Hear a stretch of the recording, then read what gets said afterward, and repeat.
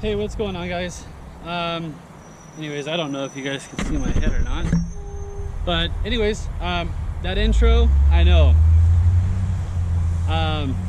If you guys are looking at getting into Highland games, well, congratulations. You've picked a pretty fun sport. Now, there are a lot of history about the Highland games and how it originated. Everything from a couple drunk guys just thinking that they could find just a bunch of implements and that they just started wanting to throw them for money, you know, so you could throw it the farthest. I, on the other hand, have a completely different view of how the Highland games were started. So my introduction, and this could be painted as a movie. In Scotland, they have these hills. As opposing enemy forces would approach this group of Scottish men, right? They would follow them, and then the ones that were in battle, they would both run to the tops of hills, and they would wait for hours and hours and hours. Why would they do this? Well, in my opinion, I think they would wait for one to give up and run to the bottom of the hill to run up the hill and to attack. They would flank around the sides. Well, when the opposing enemy or team or whatever is at the top, they would throw implements like these sticks with weights on them, hammers. They would throw hammers and anything that they had as farm equipment. They would throw bricks and rocks and stones. They would throw weights with a ball and chain on them, such as this. They would hurdle these things down, and cavers. They would take these trees, they would cut them down, and my opinion goes, they would flip these implements down the hill and crush their enemies, and that's how they would win battles. Not to mention, they would use a lot of these hammers to one-on-one or one-on-many contacts to swing around and knock many of them out using hammers. Not to mention fist-to-fist combat. And my thinking goes is that they also, in the more modern times, not only did they do this in ancient times, in ancient Scotland, but they also did it in more modern times. They practiced with these implements to hide the fact that they were actually training for battle, training for war. Instead of working out in the gyms and and stuff like that, they didn't have those type of implements, so they worked out with this, and they worked out with throwing cavers. Set aside from being such a great sport, it is also a great workout. If you're looking at showing how strong you are, even if you're not Scottish, you don't have to be Scottish to play in the Highland games. Although it's much more fun. But you can have fun when I first got into Highland games, I knew nobody. I still almost know nobody. And why am I doing what I do? Because I believe that anything you do, you have to be 100% compassionate about. Well, why am I compassionate about the Highland games and wearing a skirt? Well, it's not a skirt, it's called a kilt. And yes, we do wear long compression pants underneath it. But the reason why I'm more compassionate about this is because it's such a great sport that gives hope and encouragement and inspiration to a lot of people that aren't very athletic. You don't need to be very athletic. It's just a few easy steps. A 1, 2, 3 step formation, and you got your throwdown. The rest of it is easy. Just work out in the gym. Get strong. That's pretty much it. Don't ever worry about being the bottom dog. Don't ever worry about going to the top. Just have fun with it. As long as you're having fun with it, that's the sport. There is no win or lose. As long as you have fun, you're a winner.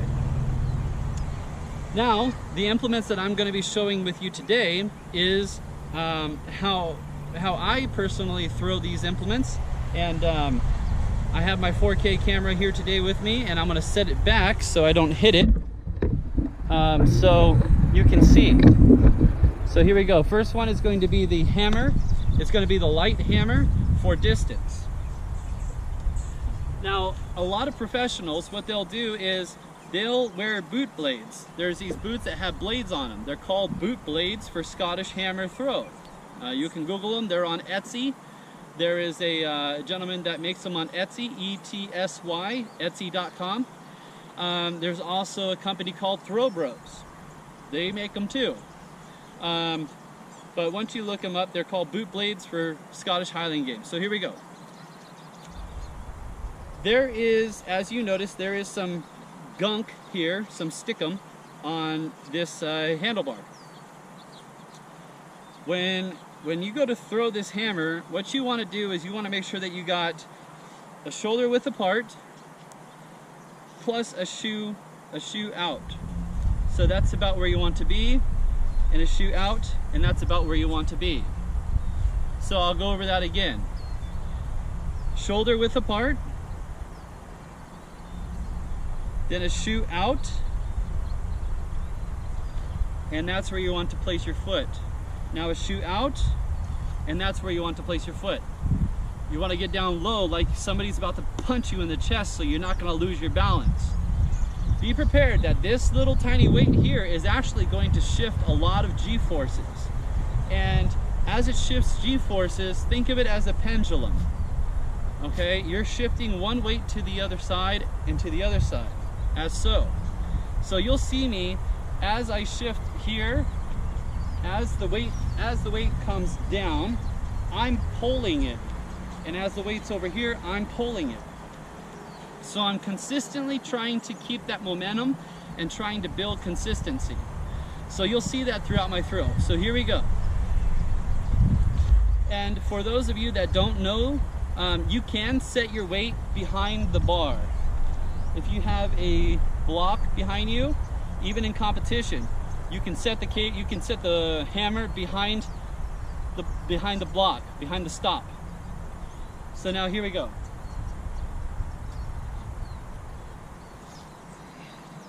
I'll do it slow motion so you can see how I do it.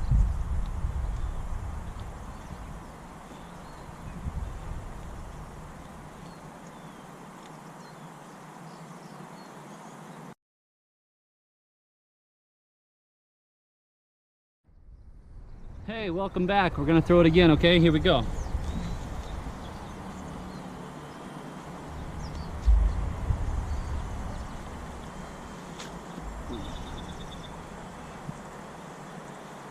So if you saw me how I threw that hammer, once I threw that hammer, my foot came out that way. As my foot comes out that way, that indicates that not only to yourself, but to everybody else watching, that your force is going that way. Even if you're wearing boot blades, those blades will come out. That's normal. After you're done throwing, that's normal. The next thing that I'm going to do is I'm going to show you how to throw the weight for distance. The weight that I have here today is 28 pounds. It consists of concrete, solid concrete. I have a 1-inch chain, actually 2-inch chain I think, going all the way down to the bottom, and it's just encased in the concrete. Why do I make my own implements? Because making your own implements, I find when you throw them and you use them, is a lot harder. They don't swing the way they're supposed to, they don't fly the way they're supposed to, and they definitely give you no leniency on how you throw. So how does that benefit you? Well, it benefits you greatly. In the competitions, when I threw my hammer like that one, I was throwing before in my practice, I was throwing about maybe 50, 60 feet. In the competition, I threw the same weight for 84 feet. In practice, 50 to 60 feet. In the competition, I threw it for 84 feet. Same weight, I made it. The thing is that when you make your own weights, it can be a big benefit for you. So here we go. I'm going to show you how to throw medium weight for distance. This is not light, this is not heavy, this is just medium. So I will set the camera over here so you can see how I do it. I go up, and as I go up, my head and my torso is straight. If I turn my head this way, that's not good. You have to make sure that when you're going, you're letting this weight do its thing. Okay? So now, here we go.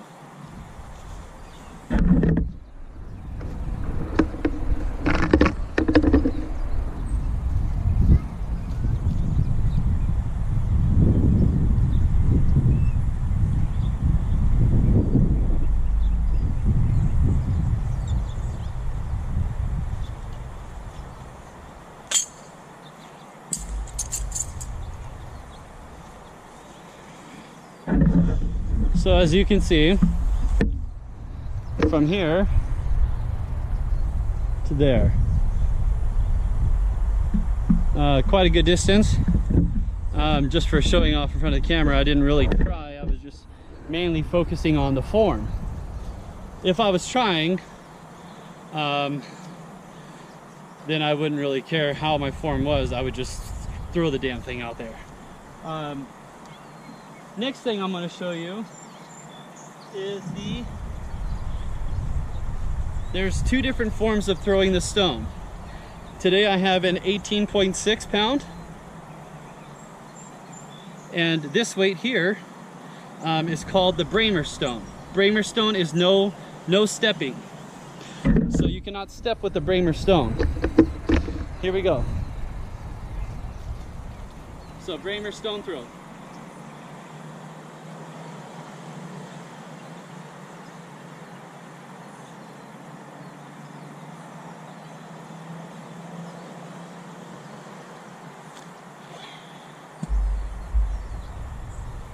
And that's how you throw the Bramer stone throw. You saw me throw some of the weights today. If you have any comments or questions, please feel free to comment down below in the comment section. Give a thumbs up if you like what you saw.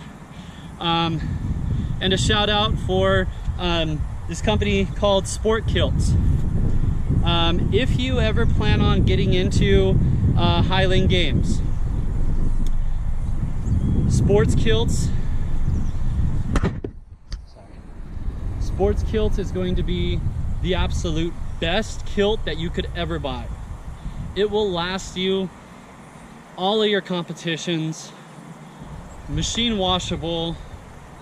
You can hang dry it. You can even dry it in the lingerie sacks to kind of preserve the color. But it's Velcro. So I'll show you a little bit about this one here. Actually here, sorry. Got a little bit of condensation there. So it's Velcro. There's no straps. So it's Velcro. Once you put that on there, it's pretty much set.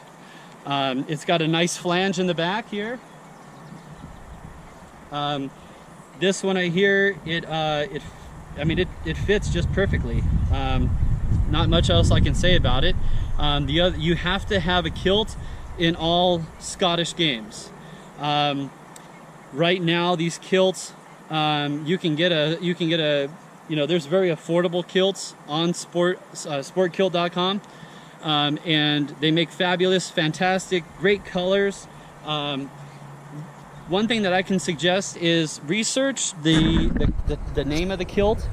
Research the name of the kilt a little bit. Get to know what it stands for, what it means, and if it's something that you want to represent. Because each time you throw, people that are in the games, they know what these colors represent. And so as you start to participate and you start to go up rank, people are going to say that, oh, okay, well, this person must have some type of affiliation with someone's family member, right? Because they're all correlated with family trees and stuff like that.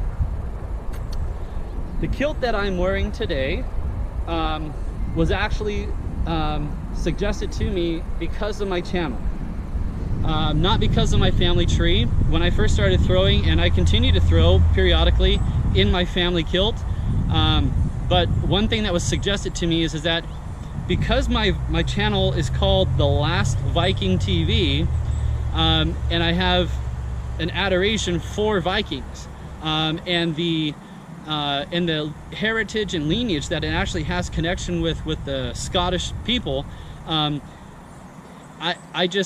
don't know, I just like it. I like everything Viking. If you guys are out there, just say, hey, what's up, Viking, or yell out Viking, and then I'll look. I will look. I'll say, who's calling me? Because I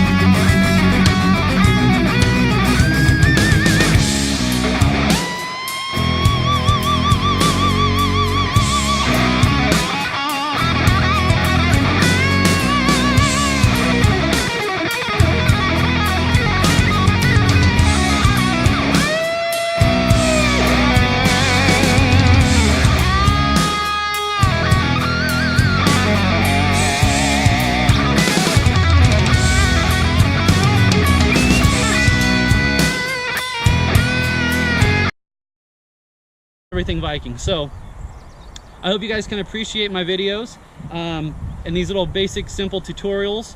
I hope you guys have questions, because if you have questions, then that means I'm doing something right. I'm leaving some type of thought or possibility that you might be interested in getting into the Highland Games, and I hope you are. If you I'm in California, so if you're in California and you have comments and you want me to do a video, hey, I'll make a video if you want, okay? Whatever you want me to make a video on, I'll make a video on it. Just let me know, and I'll be glad to go over tutorials with you, how to throw, how to get into a trig, stuff like that. Now, not everybody's trig is going to be perfect. My trig is not perfect, but it gets the job done. I've had a comment where it kind of looks like I dance in my trig, but I'm not like, you know, like there's like a bolt between my legs and I can just do this type of movement. My legs, like, they move. Like, I'm long-legged, so I feel like I have to move, and I have to get that launch forward as I'm throwing my weight. So you'll see me, I'll be throwing my weight that way, and I'll try to get the most altitude that I can, the most height out of my throw. If I'm throwing straight, it's not going to go so far. You want to make sure that you're throwing up high. Any of these implements that you're throwing, you want to throw up high, because they will fly. So I hope you guys like my video. If you have any questions, please, again, feel free to comment down below. And by all means, it costs you absolutely nothing to do this, but it helps out my channel grow tremendously. So please make sure you hit that subscription button on your way out. And again, I thank you very much. And hopefully to hear you guys' comments. Thanks for watching.